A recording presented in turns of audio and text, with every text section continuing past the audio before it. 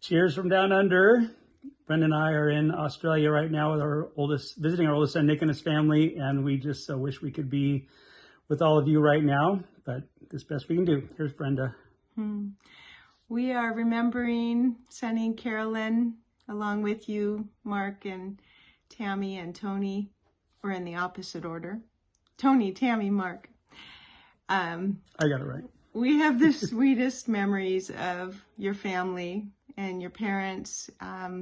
Mine started when I stayed with them for the summer during my college years, and I think I got the sweetest version of them probably because they didn't really have to parent me, but they showed me a whole bunch of unconditional love, and they modeled for us what it looks like to have a sweet marriage, what it looks like to love each other, what it looks like to love God, and to have a whole bunch of fun while you're doing it.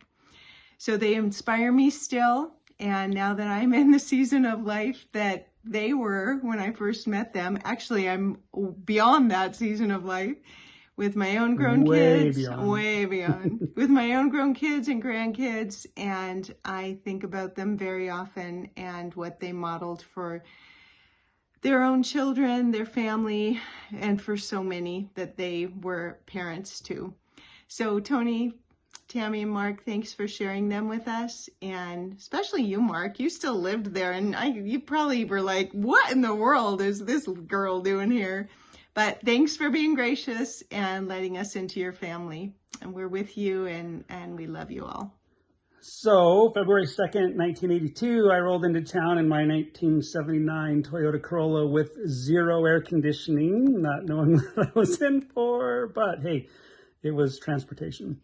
February 3rd, I walked into Valley Bank and to open a checking account, and that's when I first met Carolyn. Sat at her desk, and I'll just never forget her beauty and those blue eyes, but the sincerity of her heart. It was almost like, could I call you Mom? The first day I met her. And soon she introduced me to Sonny, and I was grafted into the family. But to back up, she said, what are you doing here anyway? Who moved to Bullhead City? And I said, I'm here to lead worship for Calvary Chapel and also to lead their youth. And she said, oh my goodness, well, we'll have to come back and try it. There were 15 people at the time attending, and she said, we're just not into a cappella music, and they had no musicians, so that's what I was doing there for. So they came back, and and they stayed the whole time we were there and long beyond. So my fiance would come out to visit from San Diego, and we needed a place for her to stay, and so of course it would be Sonny and Carolyn's, mom and dad's. And I'll never forget, I have so many stories, but I'll just stick to this the first one, the first day Brenda's staying with them. I remember she's sitting on the couch, and that would put her back to the kitchen. And Sonny comes out. Well, first of all, let me just ask, how many of you have ever seen NCIS, where Gibbs smacks Denozo on the back of the head regularly? Like this. I wasn't going to show her. Sonny comes walking from the kitchen to the living room and just smacks Brenda on the back of the unannounced, unprovoked, just smacks her on the back of the head. And then he just smiled and was like, welcome to the family. Yeah.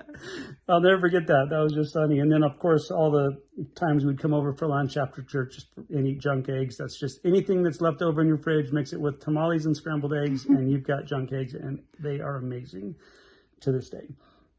Let's see.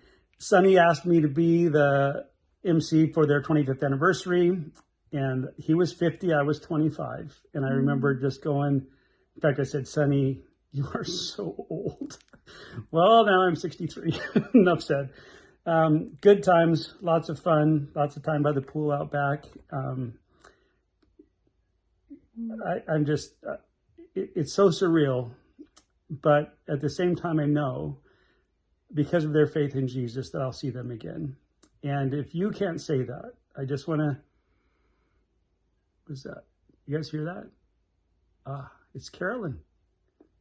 She's saying with every fiber of her being, if you haven't surrendered to him yet, do it now. There's not a lot of time left. And if you had a hard time understanding that second voice, that was Sonny saying, yeah, what she said, because that's typical Sonny. Anyway, we love you all so much. We're so thankful that we were a part of that family. And and we will always be part of your sweet families out there. And Gabriella's, thank you for letting us be a part. And Sunny and Carolyn, thank you for loving us so well as you did. Can't wait to be with you. Love you all.